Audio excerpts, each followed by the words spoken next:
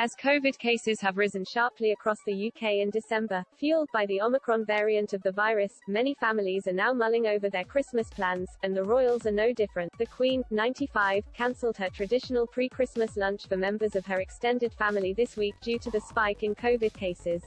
The annual get-together had been set to take place during the first half of next week at Windsor Castle.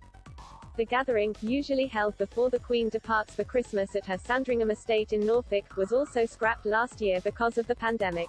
Before the Queen's cancellation amid the latest COVID surge, questions were raised about when the royal family's Christmas plans would be revealed. The Daily Mirror's royal editor Russell Myers questioned whether Meghan and Harry would return to the UK to celebrate Christmas with the Queen. The couple announced their intention to step back from their royal roles last year before eventually settling down in Montecito, California in the US. Mr. Myers discussed when the royal family's Christmas plans would be outlined as he appeared on Regal podcast, Pod Save the Queen, hosted by Zoe Fawzi, at the end of October.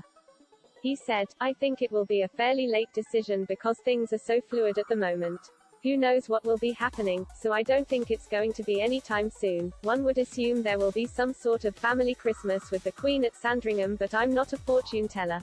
The journalist's comments came at the end of a month in which the Queen dramatically cut down her workload due to her health. The country's longest-serving monarch axed several high-profile public appearances and since then has been mostly undertaking light desk-based duties. It came after Her Majesty was admitted to hospital for her first overnight stay in 8 years as she underwent preliminary medical checks, which were not related to COVID. Mr. Myers said, "I think it will be really interesting to see what we have in terms of a royal family Christmas this year, because obviously last year was devastating, the Queen and Prince Philip on their own in Windsor, everybody staying in their own houses. And will there be an opportunity to get all together as a family, and indeed will Harry and Meghan come back for it?